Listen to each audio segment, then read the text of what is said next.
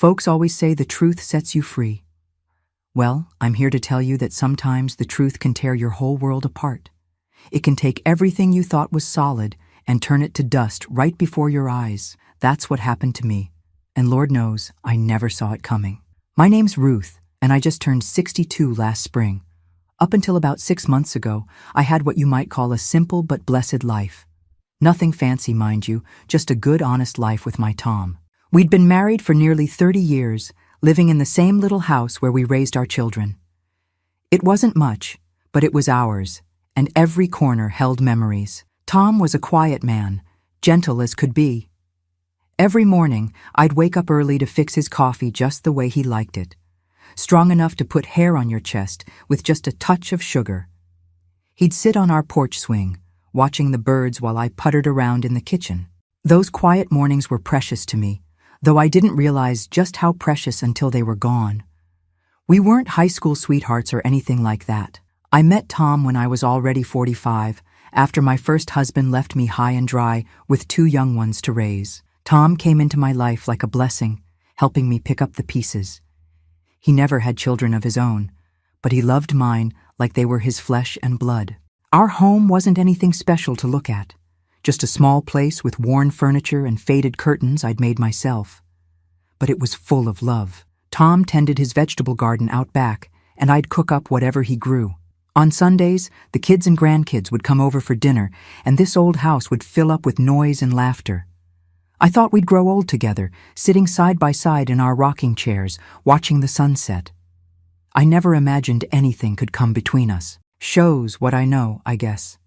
It all started with something my sister Doris said at a family gathering. She kept looking at Tom funny, then pulled me aside and whispered, "Ruth, don't you think Tom looks an awful lot like your daddy did? Same eyes, same way of walking?" I laughed it off, told her she was being silly. But that night, I couldn't sleep. I kept thinking about old photographs of my father as a young man, comparing them in my mind to Tom's face. And something cold settled in my stomach. A fear I couldn't name. Little did I know that question would lead me down a path I never wanted to walk, to a truth so terrible it would change everything I thought I knew about my life. If you're sitting there wondering what happened next, make sure to follow along. This old woman's got a story that'll make you think twice about digging up the past. That comment from my sister Doris lit a fire in my mind that just wouldn't die down, no matter how I tried to smother it. You know how sometimes a thought gets stuck in your head like a splinter? That's what happened to me. I'd be doing something ordinary, folding laundry or watering my African violets, when suddenly I'd remember what she said about Tom looking like my daddy. I started watching Tom real careful-like. Things I never paid much mind to before suddenly seemed important. The way he'd tilt his head when he was listening. How his eyes crinkled at the corners when he smiled. The habit he had of tapping his fingers on the table when he was thinking hard about something. And Lord help me, I could see it. I could see my daddy in him. Now, my daddy passed when I was just 17. He was a good man, worked hard at the paper mill all his life to keep food on our table. Mama was devoted to him, or at least, that's what I always believed. After he died, she never so much as looked at another man. She just raised us kids, and later helped with my children when I needed it. I pulled out the old photo albums one afternoon when Tom was at his weekly domino game with the fellas from church. My hands were shaking something terrible as I turned those pages, looking at the faded pictures of my father. There he was, standing proud in his Sunday best, arm around my mama. I traced his face with my finger, then closed my eyes and pictured Tom. The resemblance hit me like a physical blow. It wasn't just a passing similarity. It was like looking at the same man in different stages of life. This is crazy talk, I told myself, snapping the album shut. You're letting Doris get in your head with her foolishness. But I couldn't shake it. And once that seed of doubt was planted, other things started cropping up too. Like how my mama acted strange when Tom first came around. She got all quiet and pale when I introduced them, claiming she had one of her headaches coming on. At the time, I figured she was just being protective, worried about me getting hurt again after my divorce. But now I wondered if there was something more to it. Or how about the time my cousin Betty, who's known for speaking her mind even when nobody asks for it, commented at our wedding reception. "It's downright eerie how much your new husband reminds me of Uncle Frank. Got the same laugh and everything." These memories kept bubbling up, things I hadn't given a second thought to at the time. But now they formed a pattern that scared me half to death. I didn't know what to do with these thoughts. Couldn't exactly bring them up at dinner, could I? "Pass the potatoes, dear. And by the way, is there any chance you might be my long-lost brother?" The very idea made me sick to my stomach, so I did what I've always done when troubled. I went to see my mama. She's 85 now, living in that little assisted living place across town. Her mind wanders sometimes, but mostly she's still sharp as a tack. I brought her some of those butter cookies she loves, and a new cardigan, since that place is always cold as a meat locker. We chatted about this and that. Her new neighbor with the loud TV, my youngest granddaughter losing her first tooth. Normal things. Safe things. Then, with my heart pounding so hard I was sure she could hear it, I said, "Mama, I was looking at some old pictures of Daddy yesterday."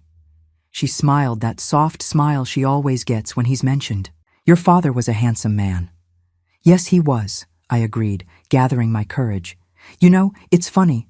A few people have mentioned that Tom reminds them of Daddy." The change in her was instant and alarming.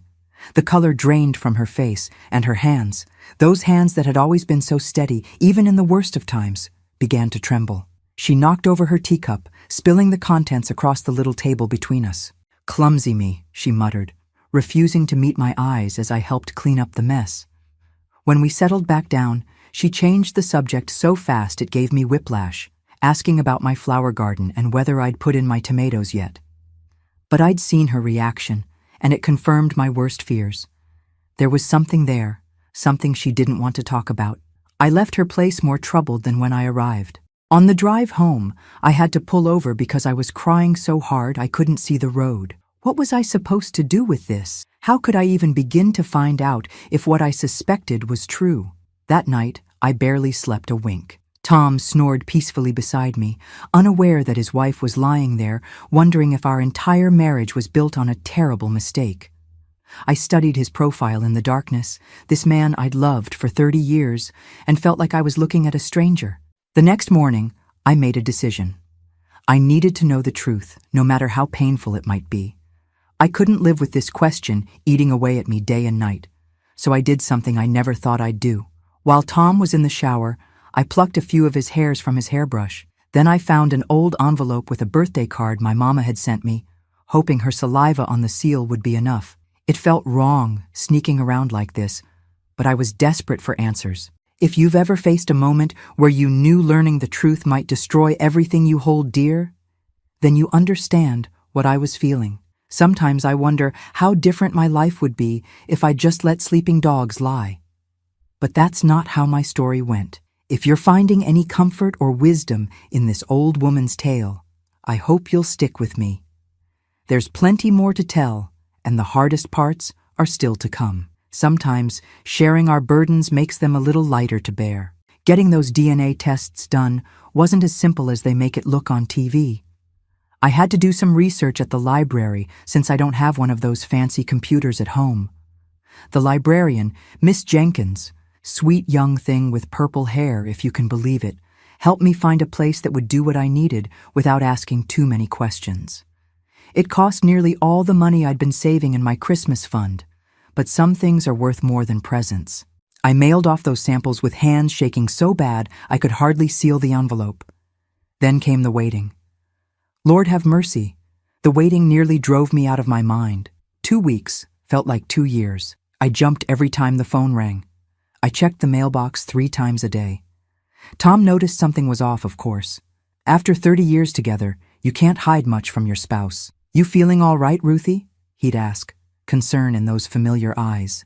"You seem jumpy as a cat in a room full of rocking chairs." I'd make up excuses, worried about my blood pressure, thinking about my garden, fretting over the grandkids. I hated lying to him. Each fib was like a small betrayal, adding to the weight on my shoulders. But how could I tell him the truth when I didn't even know what it was myself? During those long days of waiting, I tried to prepare myself for whatever answer might come. If the test showed no relation, I'd thank the good Lord above and never breathe a word of my foolish suspicions to anyone. We'd go on with our lives, and I'd consider it a lesson in not letting idle gossip take root. But if it showed what I feared, well, I couldn't even bring myself to think that through completely. The very idea made me physically ill.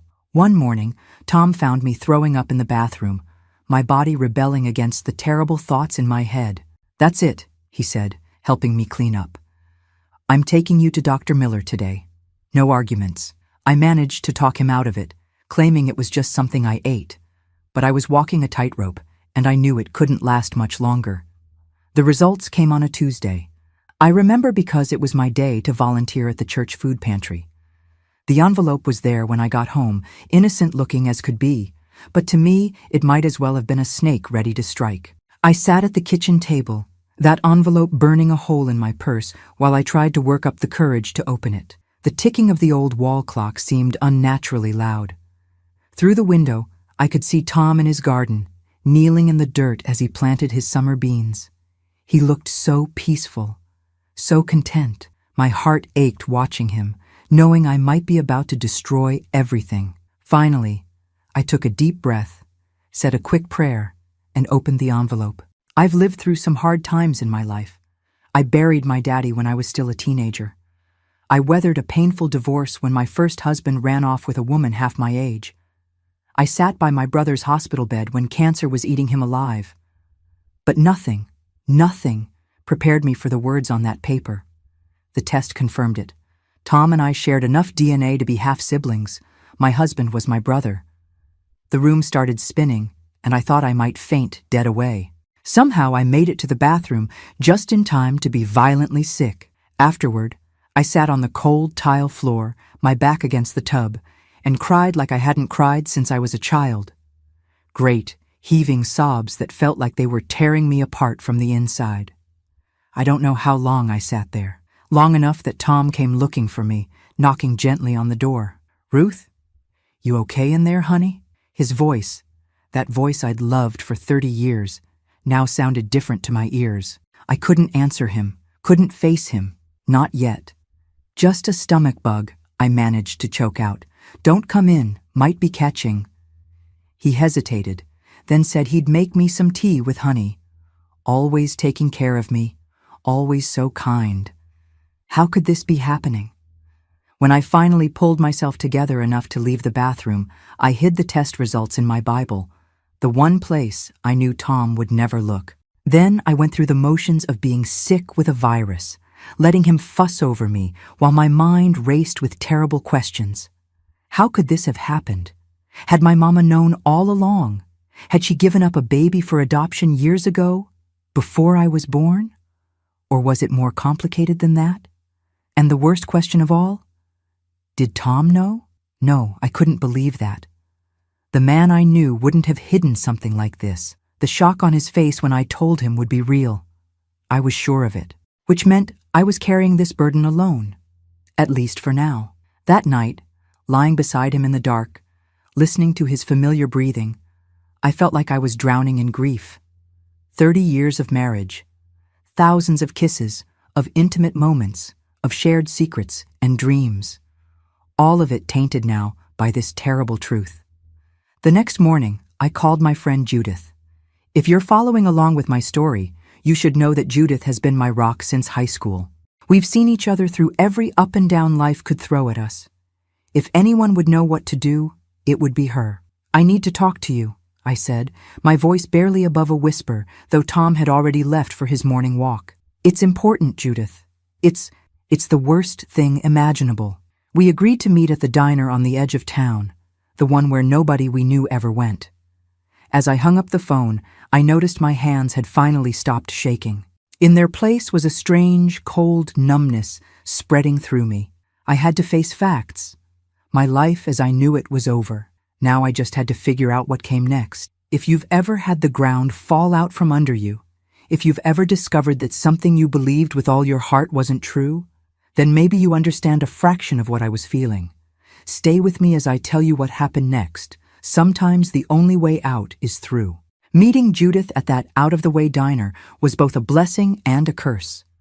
A blessing because I needed someone to talk to before I lost my mind completely. A curse because saying those awful words out loud made them real in a way they hadn't been before. We sat in a booth at the very back, nursing cups of coffee that neither of us was drinking. Judith took one look at my face and knew this wasn't about some ordinary trouble. "Ruth," she said, reaching across the table to take my hand. "Whatever it is, we'll figure it out together, just like we always have." The words came out in fits and starts, my voice barely above a whisper. I told her everything. The comments about Tom's resemblance to my daddy, my mama's strange reaction, the DNA test that confirmed my worst fears. By the time I finished, tears were streaming down both our faces. "Sweet Lord above," Judith whispered, squeezing my hand so tight it hurt. "What are you going to do?" That was the question, wasn't it? What was I going to do with this terrible knowledge? "I need to talk to Mama," I said finally. "I need to understand how this happened." Judith nodded slowly. "Do you want me to come with you?" Part of me wanted to say yes, to have her steady presence beside me. But I knew this was something I needed to do alone. "No," I said. "But thank you for offering. This is between me and Mama." We sat there a while longer, trying to make sense of something that defied understanding. Before we parted, Judith hugged me tight and whispered, "Whatever happens, I'm here. You're not alone in this." Those words were a lifeline in the dark days that followed. I waited until Saturday to visit Mama. I needed time to gather my courage, to think about what I would say. How do you ask your 85-year-old mother if she gave up a baby for adoption? How do you ask if that baby grew up to be the man you married? I didn't sleep a wink the night before. Tom noticed my distraction, of course. He's always been attuned to my moods, one of the things I've loved most about him. Now that sensitivity felt like another twist of the knife. "Everything all right, Ruthie?" he asked as we got ready for bed. "You've been awful quiet these past few days." "Just worried about Mama," I said, which wasn't entirely a lie. "Thought I'd go see her tomorrow." He nodded, accepting this without question. "Give her my love," he said, kissing my forehead like he'd done thousands of times before. I lay awake beside him, listening to his breathing, wondering how many more nights we had left like this. How do you end a 30-year marriage? How do you tell the person you love most in the world that you can never be together again? The next morning dawned bright and clear, the kind of spring day that usually lifts my spirits. But there was no joy in me as I drove to the assisted living facility. My hands were steady on the wheel, but inside, I was falling apart. Mama was having a good day. Her eyes were clear, and she smiled when I walked in. She was sitting by the window, working on a crossword puzzle, something she's always loved. "Ruth," she said, putting down her pencil. "What a nice surprise. Is Tom with you?" The mention of his name nearly broke me. "No, Mama. It's just me today."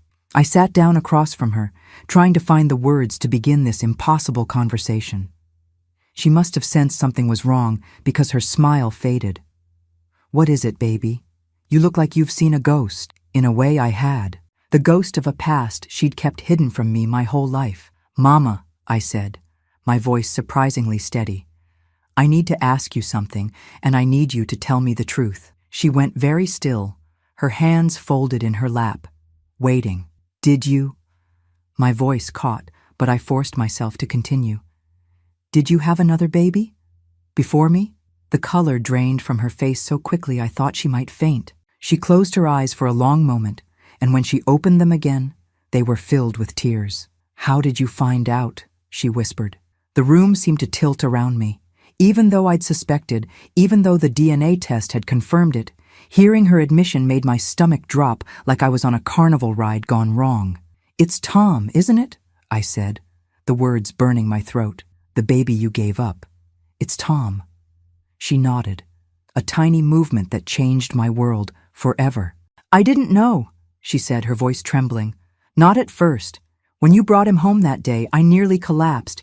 He looked so much like your father, like my Frank. But I told myself it was just a coincidence. There was no way it could be him." "But you knew," I said, anger rising in me now. "Eventually, you knew for sure." She looked down at her hands, spotted with age now, but still familiar. The hands that had comforted me, cooked for me, held me through every hard time in my life. "Yes," she admitted softly, After a while, I knew. And you said nothing. It wasn't a question. What was I supposed to say, Ruth? You were so happy. I'd never seen you so happy, not since before your divorce. How could I take that away from you? By telling me the truth. My voice rose, and I had to make an effort to lower it. By not letting me marry my own brother. The words hung in the air between us, ugly and undeniable. A nurse passing by glanced in with concern, but I waved her away. Mama was crying now, silent tears tracking down her wrinkled cheeks. "I'm sorry," she said. "I'm so sorry, baby. I made a terrible mistake." "Tell me everything," I demanded. "I deserve to know." And so she did. The story came out in pieces, a painful history I'd never known. How she'd gotten pregnant before she met my father, just 19 and terrified. The father was a boy from her hometown who'd gone off to war and never returned. Her parents had sent her to stay with an aunt in another state until the baby was born. "They made me give him up," she said, her voice hollow with the pain of that long-ago loss. "Said no decent man would marry me with another man's baby. Said it was for the best." She'd come home after, met my father, and never told a soul about the baby she'd left behind. Not even my father knew. She'd buried that secret deep and tried to forget, though she admitted she never could. Not completely. "When your father died, I thought about trying to find my first baby," she said. "But I was afraid of what people would say, afraid he wouldn't want anything to do with me. So I let it be, until fate brought him right to her doorstep, as her daughter's new love." As her story unfolded, my anger began to shift. Not disappear. No, I was still furious that she'd kept this from me. But I could see now that she'd been trapped in an impossible situation of her own making. "Does Tom know?" I asked, the question that had been haunting me. "No," she said firmly. "At least, not from me. I never told him." That, at least, was something. Tom was as much a victim in this as I was. If you've ever had to confront a loved one about a painful truth, you know how hard it can be. But stay with me. This isn't the end of my story. Just another difficult chapter in a journey I never expected to take. I left Mama's place that day, feeling like I'd aged 20 years in a single afternoon. The weight of what I now knew pressed down on me so heavy I could barely stand straight. My mama had given up a baby boy for adoption almost 60 years ago. That baby grew up to become Tom. My Tom, the man I'd loved and lived with for 3 decades. The drive home was a blur. I remember stopping at the little chapel by the highway, the one that's always open for travelers. I sat in the back pew for nearly an hour, not really praying, just trying to breathe through the pain.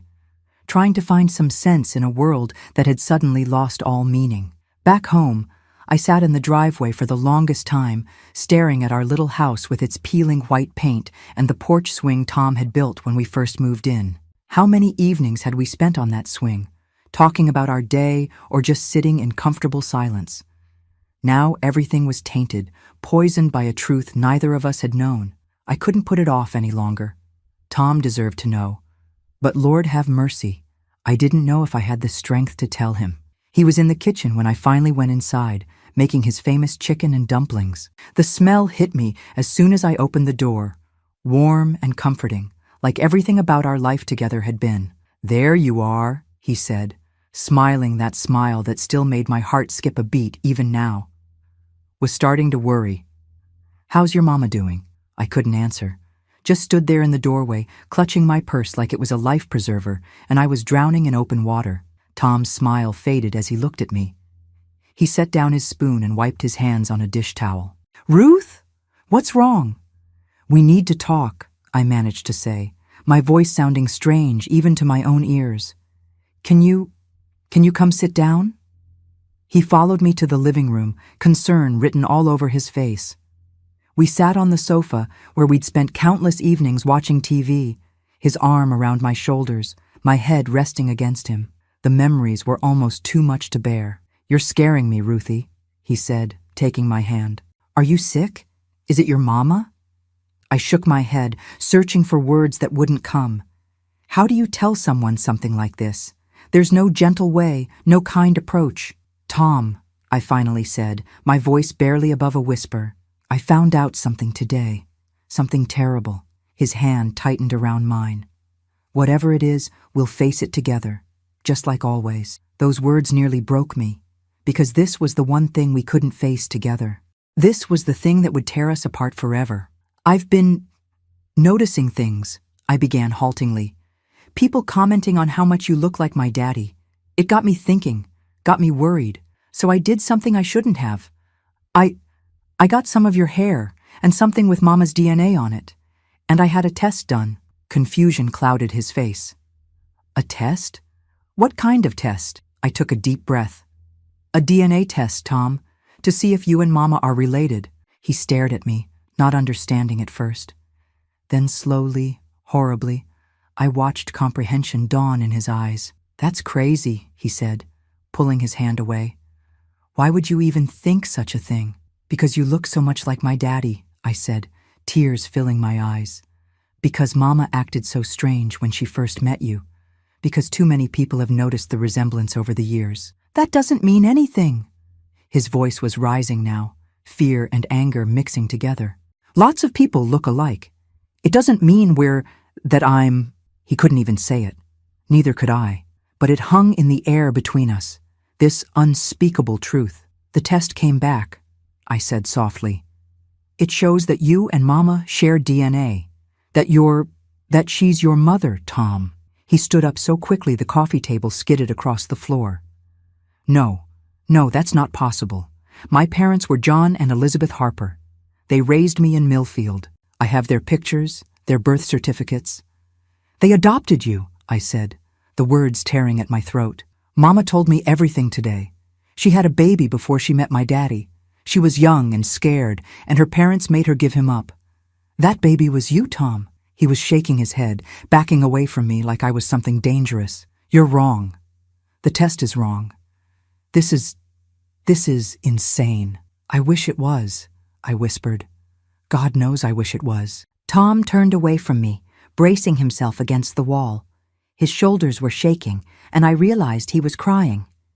In 30 years of marriage, I'd only seen him cry twice, when his adopted mother died and when our first grandchild was born. Now he was breaking apart before my eyes, and there was nothing I could do to help him. If this is true, he said finally, his voice rough with emotion, then you and we're siblings, I said, the word like ashes in my mouth. Half-siblings. He made a sound then, something between a moan and a sob, that I'll never forget as long as I live. It was the sound of a heart shattering, of a life falling to pieces. We sat in terrible silence for what felt like hours. The chicken and dumplings burned on the stove, filling the house with acrid smoke, but neither of us moved to turn off the burner. Such a small thing, dinner ruined, when our entire life together had just gone up in flames. What do we do now? Tom finally asked, his voice hollow. That was the question I'd been asking myself since I first saw those test results. What do we do now? How do we go forward from here? I don't know, I admitted. I don't know how to undo 30 years or how to stop loving you the way I have for so long. But we can't. He couldn't finish the sentence. No, I agreed. We can't. That night was the first in 30 years that we slept apart. Tom took a blanket to the couch, and I lay alone in our bed, staring at the ceiling, feeling like I was adrift in space with nothing to anchor me. The next few days were a blur of pain and awkwardness. We moved around each other like ghosts, trying to maintain some semblance of normalcy while knowing nothing would ever be normal again. We didn't touch. We barely spoke. The distance between us, physically just a few feet, felt like an unbridgeable chasm. If you've ever had your whole world pulled out from under you in an instant, you know there's no guidebook for navigating that kind of pain. All you can do is take one breath after another and hope somehow you'll find your way through. I wish I could tell you that there was some easy solution, some way to fix what had been broken. But real life isn't like those stories in books or on TV. Sometimes there are wounds that never fully heal, truths that can't be undone no matter how much we might wish it. This journey of mine was far from over. The hardest parts were still to come, facing our children, our friends, deciding what our future would look like now that our past had been rewritten so cruelly. If you're still with me, I thank you for listening to an old woman's heartbreak. Sometimes sharing our burdens makes them a little lighter to bear. The next few weeks were the hardest of my life. Harder than when I lost my daddy, harder than my first divorce, harder even than watching my brother waste away from cancer. This was a different kind of pain altogether. One that came with shame, confusion, and a grief so deep it felt like drowning. Tom and I tried at first to keep up appearances. We still lived in the same house, still ate meals at the same table, but everything had changed. There was a wall between us now, built of knowledge we wished we'd never gained. Every accidental touch, every familiar gesture that had once brought comfort, now made us both flinch and pull away. We had to tell the children, of course. That was a conversation I dreaded more than anything. How do you explain something like this to your grown kids? To your grandchildren? We decided to tell my 2 children first, James and Sarah. Tom had never had children of his own before meeting me, which now made a terrible kind of sense. We asked them to come over one Sunday afternoon, without their spouses or kids. They knew something was wrong the minute they walked in. Parents can't hide much from their children, no matter how old everyone gets. "Mom, what's going on?" Sarah asked, her eyes darting between me and Tom. "You look awful, both of you." We sat them down in the living room, the same place where I'd told Tom the truth just weeks before. The words came out haltingly, neither of us quite able to look our children in the eye as we explained. Their reactions were about what you'd expect: disbelief, shock, horror. James got up and walked out of the room at one point, returning with red-rimmed eyes. Sarah just sat there, shaking her head slowly, as if by denying it she could make it untrue. "So, you two are siblings?" James finally said, the word hanging in the air like something poisonous. "Half-siblings," I clarified, though it hardly mattered. "We share a mother."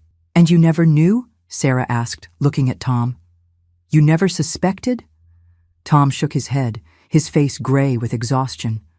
"I was told my birth mother died when I was born. The Harpers, the people who raised me, they never said anything different." "What are you going to do?" James asked, the practical one as always. "Are you going to stay together?" Tom and I exchanged a glance. We hadn't actually discussed it out loud yet, though we both knew the answer. "No," I said quietly. "We can't. It wouldn't be right." The words felt like stones in my mouth, heavy and cold. 30 years of marriage ended by a truth that had been there all along, hidden just beneath the surface of our lives. Telling the rest of the family wasn't any easier. Word spread quickly, as it always does in small towns. I could feel the whispers when I went to the grocery store, see the sidelong glances at church. Some people were kind, offering awkward condolences like we'd suffered a death. Others kept their distance, as if what had happened to us might somehow be catching. Through it all, Judith stood by me. She came by almost every day, bringing food or just sitting with me while I cried. She never judged, never said, "I told you so," about the DNA test. She just listened and held my hand and reminded me that I wasn't alone. My mama was suffering too. The secret she'd kept for so many years was now out in the open, exposing her to the judgment of everyone who knew her. Some of the other residents at the assisted living facility stopped sitting with her at meals. The shame she'd feared all those decades ago had finally caught up with her. I visited her as often as I could, though it was hard.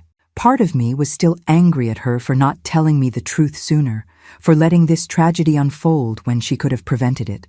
But another part understood the impossible position she'd been in. And she was still my mama. "I never meant to hurt you," she told me during one visit, her voice thin and fragile. "Either of you. I thought I was doing the right thing by staying quiet." "I know, Mama," I said, though the words stuck in my throat. "I know you didn't do it on purpose." Forgiveness is a complicated thing. It doesn't come all at once like flipping a switch. It comes in fits and starts, in small moments when you choose compassion over anger. I was trying to forgive her, but it was a daily struggle. Meanwhile, Tom and I had to figure out what came next. We couldn't keep living together, that much was clear.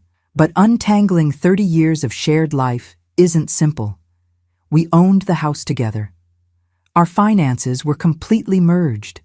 Most of our friends were mutual. Even our favorite coffee mugs sat side by side in the kitchen cabinet. "I'll move out," Tom said one evening as we sat at the kitchen table, papers spread between us. "You should keep the house." "Where will you go?" I asked, hating how formal we'd become with each other, like strangers negotiating a business deal instead of two people who had shared a bed, a life, a heart. "My buddy Mike has a rental property on the edge of town. Says I can stay there for a while until I figure things out." I nodded, not trusting myself to speak. The thought of Tom living somewhere else, waking up without him every morning, was almost unbearable. But the alternative was worse. Continuing to live in this painful limbo, neither husband and wife nor brother and sister, just two people caught in a tragedy not of their making. We decided to tell everyone we were separating, but kept the real reason between us and the immediate family. As far as the rest of the world was concerned, we'd simply grown apart. It was easier that way, saved us from the worst of the gossip and judgment. The day Tom moved out was gray and drizzly, fitting my mood perfectly. I stood in the doorway, watching as he loaded the last of his things into his pickup truck. Just a few boxes and suitcases. We'd agreed he would take only what he needed for now, and we'd figure out the rest later. He paused before getting in the truck, looking back at the house we'd shared for so many years. At me, standing there trying not to fall apart completely. "I don't know how to say goodbye to you," he said, his voice rough with emotion. "Then don't," I replied. "This isn't goodbye. It's just different." He nodded, understanding what I couldn't quite put into words. We would always be in each other's lives somehow. The love we shared for 30 years couldn't simply vanish, even if it had to change shape. As his truck disappeared down the road, I felt something inside me break free. Not healing, that would take much longer, but a first step toward whatever came next. I was 62 years old, starting over again in a way I never could have imagined. That night, alone in the too quiet house, I pulled out an old photo album and let myself remember. The good years, the happy times, the life we'd built together. I cried until I had no tears left, mourning what was lost while trying to find gratitude for what we'd had, however complicated it now seemed. If you're walking a difficult path right now, if life has thrown you a curve you never saw coming, know that you're not alone. We all face battles that seem impossible to win, but somehow we keep putting one foot in front of the other. We keep breathing, keep moving forward. It's all we can do. Folks say time heals all wounds, but they don't tell you how slow that healing can be. Those first months after Tom moved out were some of the loneliest I've ever known. The house felt too big, too quiet, filled with echoes of a life that no longer existed. I'd catch myself calling out to him when I heard a noise, or turning to tell him something about my day, only to remember he wasn't there anymore. Sleep was hardest. After 30 years of sharing a bed with someone, their breathing becoming as familiar as your own, that empty space beside you feels like a physical ache.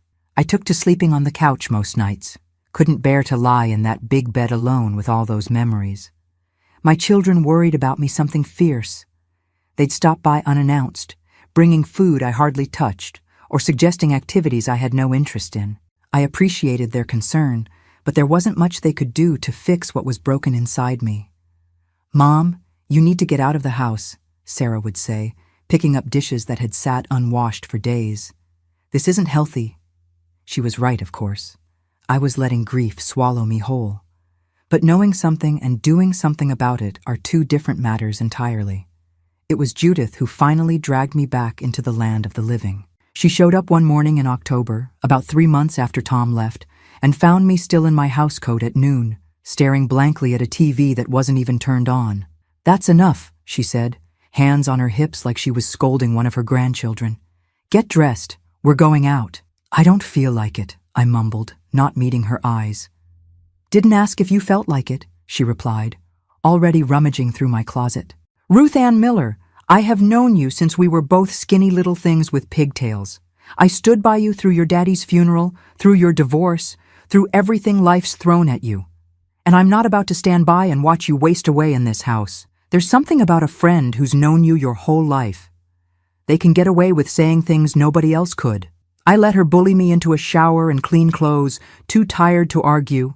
She took me to the community center, where they were starting a class on quilting. I've always been handy with a needle, though I hadn't done much sewing since all this happened. The room was full of women, some I knew from church or around town, others strangers. They all smiled and welcomed me like nothing was wrong, like I was just another person joining their group, instead of the woman at the center of the biggest scandal our small town had seen in decades. That first day, I just sat quietly in the corner, working on a simple square pattern while conversations flowed around me. But being among people again, focusing on something with my hands, it helped. Just a little, but it was more relief than I'd felt in months. I went back the next week, and the week after that. Slowly, the fog of grief began to lift. I wasn't healed, not by a long shot, but I was functioning again. Started taking care of my house, cooking actual meals instead of just making toast when hunger got too bad to ignore. Started talking to my neighbors again instead of hurrying inside when I saw them coming. One day in late November, I ran into Tom at the grocery store. It was bound to happen eventually in a town our size, but it still knocked the wind right out of me. He looked thinner, older, the lines around his eyes deeper than I remembered. But he smiled when he saw me. A sad smile that didn't quite reach his eyes. "Hello, Ruth," he said, his voice so familiar it made my heart ache. "Tom," I managed to reply. "How are you doing?" Such a simple question, but loaded with so much meaning between us. "Taking it day by day," he said. "You?" "Same," I nodded. "Just same." We stood there awkwardly in the cereal aisle, shopping carts between us like a barrier. There was so much I wanted to say, so many questions I wanted to ask, but none of it seemed right for this moment, this place. "I started quilting," I blurted out, desperate to fill the silence. "At the community center." His face softened. "That's good. You always did have a talent for it." "And you? What have you been doing?" He shrugged. "Mike got me helping with his boat restoration. Keeps my hands busy, my mind occupied." Another awkward silence fell. Around us, other shoppers pushed their carts, oblivious to the current of emotion running between the two people standing still in their midst. "Well, I gestured vaguely toward the rest of the store. "Yeah, me too," he said. "It was good to see you, Ruth." "You too," I replied, meaning it despite the pain. I watched him walk away, the familiar set of his shoulders, the slight limp from that old football injury. The man I'd loved for 30 years, now someone I had to learn to love differently. That brief meeting shook me more than I expected. I went home and cried for hours, releasing feelings I thought I'd already worked through. Grief isn't a straight line. It doubles back on you just when you think you're making progress. But somehow, seeing Tom also gave me a strange sort of peace. He was surviving. So was I. We were finding our way forward, separately, but still connected by everything we'd shared. As Christmas approached, I faced another hurdle: the holidays without Tom. For 3 decades, we'd established traditions together: the way we decorated the tree, the special breakfast I made on Christmas morning, the drive around town to see the lights on Christmas Eve. Doing those things alone felt impossible. So I didn't try. Instead, I accepted Sarah's invitation to spend Christmas at her house with her husband and kids. It was different, sometimes painfully so. But there were moments of joy too, watching my grandchildren tear into presents, helping Sarah make her first ever turkey dinner, singing carols around the piano with people I loved. Tom spent the holiday with James and his family, an arrangement we'd worked out through the kids. It wasn't ideal, having to divide up the family this way, but we were all trying our best to create a new normal. The new year came, bringing with it a sense of possibility I hadn't felt in months. I wasn't over it. Don't think I ever will be completely. But I was learning to carry the pain differently, to make space for other feelings alongside it. I even started going back to church, though I switched to the early service to avoid running into most of the gossips. My faith had been shaken by everything that happened. I'd spent many nights angry at God, questioning why he would allow such a cruel twist of fate. But in the quiet of that little church, with sunlight streaming through the stained glass and familiar hymns washing over me, I found a measure of comfort. Pastor Dave, bless his heart, never pushed or pried. He just welcomed me back with a gentle handshake and an offer. "My door is always open if you want to talk." I wasn't ready yet, but it was good to know the offer was there. Winter slowly gave way to spring, and with it came a sense of renewal. I planted a garden for the first time since Tom left. Nothing fancy, just some tomatoes and peppers and a few flowers to brighten the yard. Getting my hands in the dirt felt right somehow, connecting me to the rhythm of growth and change that continues no matter what chaos we humans create in our lives. If you're going through hard times right now, remember that healing isn't about forgetting or getting over it.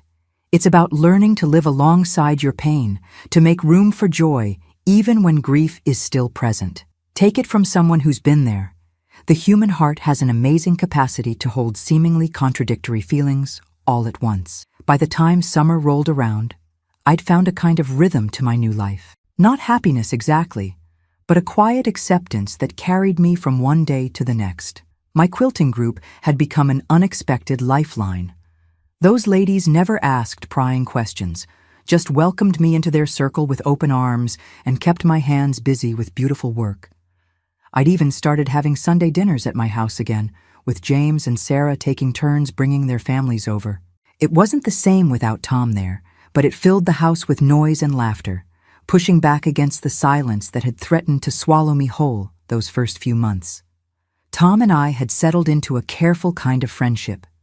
We'd see each other at family gatherings, birthdays, graduations, special occasions we couldn't miss, and manage polite conversation. Sometimes I'd catch him looking at me across the room with such sadness in his eyes that it took my breath away. I imagine I looked at him the same way. It was at our grandson Kevin's high school graduation party that something shifted between us. The celebration was at James's house, the backyard filled with folding tables and balloons. I was helping in the kitchen when Tom arrived, and we found ourselves alone for a moment. "That potato salad looks familiar," he said, nodding at the bowl I was carrying. "Your favorite recipe," I replied, before I could think better of it. "Force of habit, I guess." He smiled then, a real smile that reached his eyes. Some habits are worth keeping. It was such a small moment, but something eased between us. Later, as family and friends mingled in the yard, we found ourselves sitting at the same table, talking not just about the kids or grandkids, but about ourselves. He told me about the boat he was helping restore, and I told him about my quilting projects. Simple things, normal things, but it felt like crossing a bridge I'd thought was burned forever. "Would you like to see the boat sometime?" he asked, as the party was winding down. "Mike and I have got her looking pretty good." I hesitated only a moment. "I'd like that." The following weekend, he picked me up in his truck, not coming inside, just waiting at the curb like a gentleman caller. It felt strange getting into the passenger seat, a place I'd sat thousands of times before, but now seemed new and unfamiliar. The boat was at the small marina by the lake outside town. It wasn't fancy, just an old wooden fishing boat that Tom and his friend had sanded down and refinished, replacing rotten boards and giving it a fresh coat of paint. But the pride in Tom's voice as he showed me around was something I hadn't heard in a long time. "She's still got some work needed," he explained, running his hand along the newly varnished gunnel. "But she'll be ready for the water by end of summer." "It's beautiful work," I said, meaning it. Tom had always been good with his hands, patient with detailed projects in a way I never was. We walked along the dock afterward, the summer sun warm on our shoulders. It felt almost normal, being together like this, until I remembered it couldn't be normal again. Not ever. "I miss you, Ruth," he said suddenly, stopping to look out at the water. Not just as my wife. I miss talking to you, sharing things with you. You were my best friend for 30 years. The simple honesty of it brought tears to my eyes. "I miss you too. Do you think—" He hesitated, choosing his words carefully. "Do you think we could be friends again? Real friends, not just pretending for the family's sake?" I thought about it for a long moment. "I'd like to try," I finally said. "It won't be easy. Nothing worth doing ever is," he replied. A phrase he'd said so many times over the years, it made my heart ache with familiarity. From that day, something new began growing between us. Not the love we'd had before. That was gone, transformed by knowledge we couldn't unlearn. But something else, something built on all those years of knowing each other's minds, of shared history and understanding. We started meeting once a week for coffee at the diner on the edge of town. Neutral ground, where we could talk without the weight of our house and all its memories pressing down on us. Sometimes we'd just chat about everyday things, what the grandkids were up to, town gossip, the changing seasons. Other times we'd talk about deeper things, our feelings about what had happened, how we were coping, our fears for the future. I went to see a counselor, Tom told me one rainy afternoon in September. In the city, where nobody knows me. Been going for a couple months now. I was surprised. Tom had always been the type to keep his troubles to himself. Is it helping? I asked. He nodded slowly. Some. Helps to talk to someone who doesn't look at me like I'm part of some terrible tragedy. Someone who just listens. His words stayed with me. The next week, I called and made my own appointment with a counselor. It was one of the hardest things I've ever done. Admitting I needed help, talking to a stranger about the most painful parts of my life. But Tom was right. It helped to have someone listen without judgment, someone who could offer perspective I couldn't find on my own. Around this time, my mama's health took a turn for the worse. She'd been declining slowly for months, weighed down by age and, I think, by the burden of her secret finally coming to light. I visited her every day, sometimes sitting for hours just holding her hand while she drifted in and out of sleep. I'm sorry, she said during one of her lucid moments. For everything, Ruth. For not being braver when it mattered. I know, Mama, I said, and found I truly meant it. The anger I'd held on to had faded, leaving only compassion for a woman who'd made a terrible mistake and lived with the consequences all her life. She passed peacefully in her sleep one October night. Tom came to the funeral, standing quietly at the back of the church. Afterward, he joined the family at my house, helping serve food and wash dishes like he'd always done. Nobody questioned his presence. Despite everything, he was still family. That evening, after everyone had gone home, he stayed behind to help me clean up. We worked side by side in comfortable silence, falling into the old rhythms we'd established over decades together. Thank you, I said as he was leaving, for being here today. Where else would I be? He replied simply. She was my mother, too. Those words, spoken without bitterness or accusation, brought tears to my eyes. We had found our way to a truth that didn't need to destroy us anymore. The holidays came around again, but this year felt different. Instead of trying to divide the family between us, Tom and I decided to host Christmas dinner together at my house. It raised some eyebrows among the extended family, but our children understood. We weren't trying to go back to the way things were. We were creating something new that honored what we'd been to each other while respecting the boundaries we now needed. Watching Tom carve the turkey at the head of the table, seeing our children and grandchildren all together, I felt a profound gratitude wash over me. This wasn't the life I'd planned or expected, but it was still rich with love and connection. Later, after the dishes were done and the leftovers packed away, Tom and I sat on the porch swing, despite the winter chill. The same swing where we'd spent countless evenings over the years, now holding two people who had traveled through fire together and emerged changed but not destroyed. We did good today, he said, his breath fogging in the cold air. We did, I agreed. Think we can keep doing it? Finding our way forward? He was quiet for a moment, considering.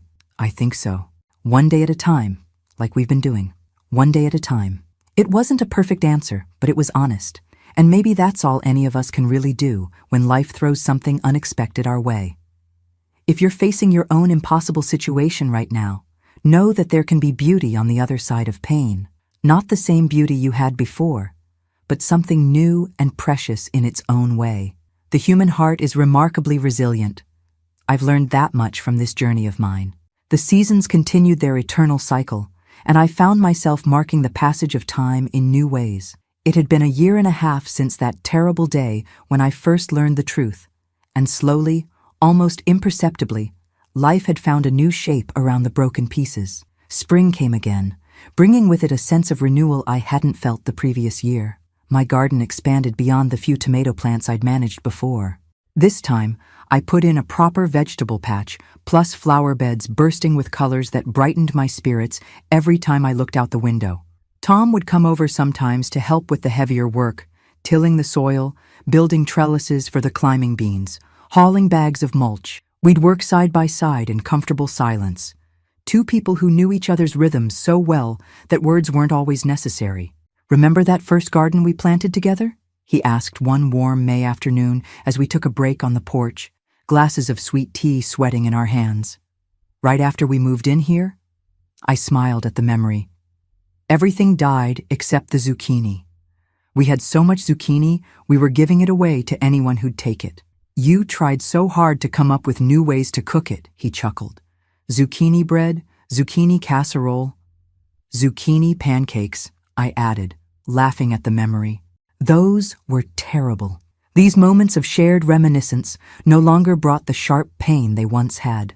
We had found a way to honor our past without letting it poison our present. It wasn't something I could have imagined possible in those early dark days. My counselor, Dr. Bennett, had a term for what we were doing. "You're reframing your narrative," she explained during one of our sessions. "Finding a way to integrate what happened into your life story without letting it define everything." It sounded fancy, but it made sense. Tom and I weren't trying to forget or pretend away the truth. We were learning to live with it, to carry it alongside all the other truths of our lives. The quilting group continued to be my sanctuary, a place where I could lose myself in the rhythm of needle and thread, where conversation flowed easily around me without pressure or expectation. Over time, I developed real friendships with several of the women there, particularly a widow named Eleanor, who had moved to town recently to be closer to her daughter. "You should come to book club," Eleanor suggested one day as we worked side by side. "We're reading that new mystery everyone's talking about. Meet Wednesday evenings at the library." A year ago, I would have declined immediately. The thought of putting myself in a new social situation, of facing more curious stares and whispered comments, would have been unbearable. But now I found myself considering it. "I might just do that," I said, surprising myself as much as Eleanor. The book club was another small step forward. Then came volunteering at the food pantry, something Tom and I had always done together before. I went alone now, sorting donations and packing boxes for families in need. The work itself was satisfying, but more than that, it connected me to the community again in a way I had been missing. By summer's end, I realized my calendar had filled up with activities and commitments. I was living again, not just existing. The pain hadn't disappeared. I don't think it ever will completely. But it had become a part of me rather than the whole of me. Tom was finding his own way forward, too. He'd moved from Mike's rental to a small house he bought on the other side of town, a fixer-upper that gave him plenty of projects to occupy his hands and mind. He'd joined a men's group at a different church, made new friends who didn't know our history. We still saw each other regularly, still shared coffee and conversation, still navigated family gatherings together, but we each had our own lives now. It was during a visit to his new place, where I'd come to help him pick paint colors for the living room, that Tom brought up something we'd both been carefully avoiding.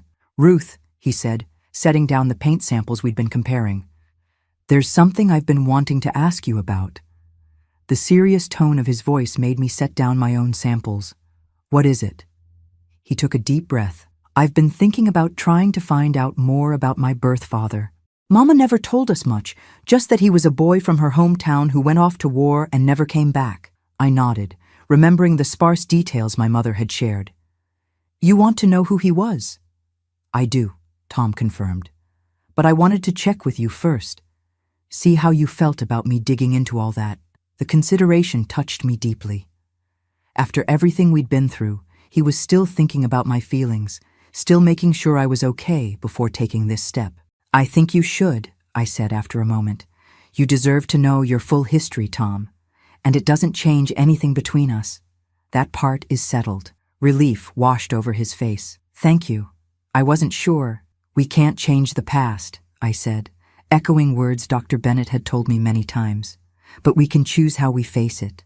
Over the next few months, Tom embarked on his search, spending hours at the library going through old records, contacting the Historical Society in my mother's hometown, even sending away for military archives.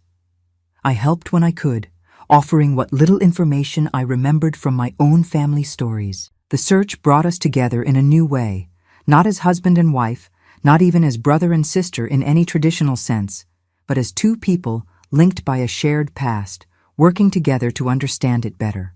When Tom finally found a name and a face to go with it, Robert Anderson, a young soldier who died at Normandy before ever knowing he'd fathered a child, we both felt a sense of completion, of a circle closing. Tom placed the faded photograph of his birth father in a frame on his mantel, next to pictures of the Harpers who had raised him and loved him. "I come from all of them," he told me when I came to see the photo in its place of honor. "The Harpers, Mama, this man I never knew. They're all part of my story." I understood completely.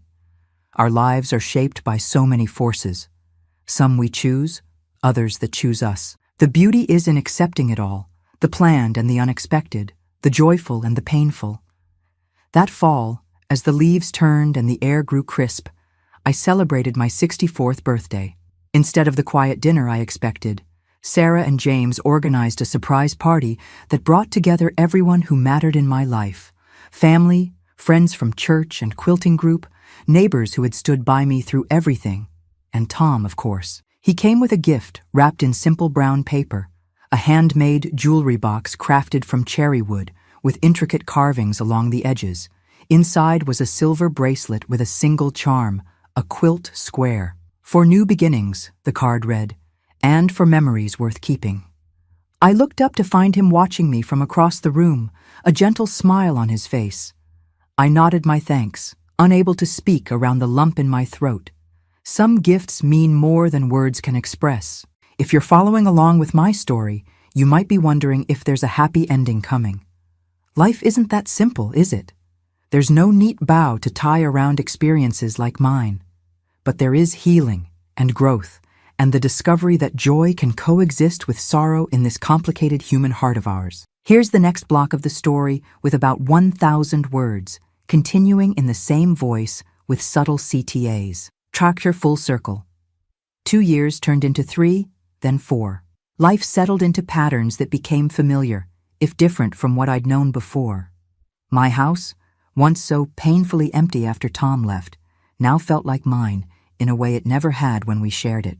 I'd rearranged furniture, painted walls, made changes I'd always wanted but never quite got around to. It wasn't about erasing Tom's presence. It was about claiming the space for myself, for this new chapter of my life. I turned 65, then 66. Retirement age, though I'd never had a formal career to retire from.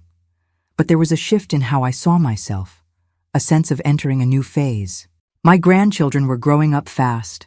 Kevin off to college, the younger ones in high school, sprouting up like weeds and developing personalities that sometimes left me marveling at how quickly time passes. Tom and I continued our careful friendship.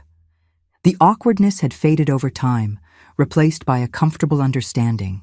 We'd found a balance that worked for us, regular coffee meetings, helping each other with projects around our respective houses, sharing family gatherings without tension or strain. We weren't trying to be what we once were to each other, but we weren't pretending that 30 years together had never happened either. It was during one of our coffee meetings, now held at the new cafe downtown rather than the old diner, that Tom brought up something unexpected. "I've been thinking about taking a trip," he said, stirring his coffee thoughtfully. "Going back to Millfield, where I grew up with the Harpers." I looked up, surprised. Tom hadn't been back to his hometown since his adopted parents died, nearly 20 years ago now. "Any particular reason?" "Been doing some soul-searching," he said with a small smile. "Trying to make peace with all the different pieces of who I am. I've learned about my birth parents, made peace with that part of my history. But the Harpers, they raised me, loved me. I want to reconnect with that part of my story, too." I nodded, understanding better than most the need to reconcile the different chapters of one's life. "Sounds like a good idea." He hesitated, turning his coffee cup between his hands. "I was wondering if you might want to come with me." The request caught me off guard. This wasn't just a trip to the hardware store or helping with yard work. This was something deeper, more personal. "Are you sure?" I asked carefully. "I am," he said, meeting my eyes directly. "You're part of my story too, Ruth, a big part. And," he paused, choosing his words with care, "I think I'd value having someone with me who understands everything I've been through. There's no one else who knows all of me the way you do." There was truth in that. For better or worse, Tom and I shared a unique bond, forged through love and pain and the strange, twisted path our lives had taken together. "I'd be honored," I said finally. "When were you thinking of going?" "We planned the trip for early spring, when the harsh winter would have passed, but before the summer heat set in. It would be a week-long journey. Millfield was a good day's drive away, and Tom wanted time to visit old haunts, maybe look up childhood friends if any were still around." The night before we were set to leave, I found myself filled with a strange mix of emotions. Excitement, certainly, but also a quiet nervousness. This trip felt significant somehow, like we were turning another corner in our complicated relationship. Sarah stopped by that evening, ostensibly to drop off a casserole for me to take on the trip, but I could tell she had something on her mind. "You sure about this, Mom?" she asked as I put the casserole in the refrigerator. Going away with Tom for a whole week? I understood her concern. In her eyes, this might look like Tom and I were trying to rekindle something that had been painfully put to rest years ago. "It's not what you're thinking," I assured her, sitting down at the kitchen table and motioning for her to join me. "We're not trying to go back to what we were before. That's impossible, and we both know it." "Then what is it?" she asked, the worry still evident in her eyes. I thought carefully about how to explain it. "Tom and I shared 30 years together. That doesn't just disappear, even with everything that happened. We've found a way to be family to each other, not husband and wife, not in the way a brother and sister typically are, but something else. Something that honors what we've been through together." Sarah nodded slowly, though I could tell she wasn't entirely convinced. "Just be careful, Mom. I don't want to see either of you hurt again." "We will be," I promised, patting her hand. "We've learned a lot about taking care of ourselves and each other in different ways now." The trip itself was a revelation. Traveling with Tom as friends rather than spouses created a different dynamic between us. We shared a car, but had separate hotel rooms. We took turns choosing where to eat and what to see. There was a freedom in it, a lack of the old expectations and patterns that had defined our marriage. Millfield had changed since Tom's childhood, of course, but enough landmarks remained for him to piece together his early years. The house where he grew up with the Harpers was still there, though now painted a different color and with an added sunroom on one side. The current owners, a young couple with 2 small children, were kind enough to let us look around the yard when Tom explained his connection to the place. "My dad built that treehouse," Tom told me, pointing to a weathered wooden structure in the big oak tree. "Spent an entire summer on it. Said every boy needed a place of his own." I watched his face as he reconnected with these memories, saw the blend of joy and melancholy there. The Harpers had given him a good childhood, a foundation of love and security. Learning about his birth parents hadn't changed that truth. We visited the local cemetery where Tom's adopted parents were buried, bringing flowers and spending a quiet hour there. Tom introduced me at their graveside, speaking aloud as if they could hear him. "This is Ruth," he said simply. "She's been an important part of my life for a long time now. I think you would have liked her." The gesture moved me deeply. Despite everything that had happened, Tom was acknowledging the place I held in his life, the history we shared.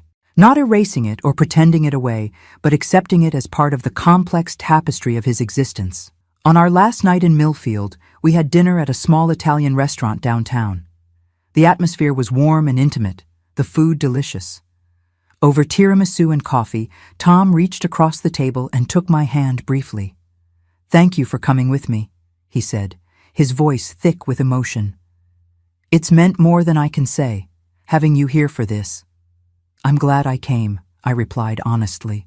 "It's helped me understand you better, seeing where you came from, the people and places that shaped you." We drove home the next day, the car filled with a comfortable quiet. Something had shifted between us during that week away, a deepening of the friendship we'd been carefully building. We weren't trying to recreate what we'd lost. That would have been impossible and unhealthy. Instead, we were forging something new from the ashes of our shared past. When he dropped me off at my house, Tom carried my bags to the door like the gentleman he'd always been. "We should do that again sometime," he said as he was leaving. "Not Millfield necessarily, but a trip somewhere. Maybe to the coast this summer?" I smiled, feeling a warmth that had nothing to do with romantic love, but everything to do with genuine affection and respect. "I'd like that." If you're still with me on this journey, bless your heart for listening to an old woman's story. Life rarely gives us the neat endings we see in movies or read in books. Instead, it offers us the chance to write new chapters, even when we think the story is over. That's the beauty of it, I suppose. As long as we're breathing, the page hasn't turned for the last time.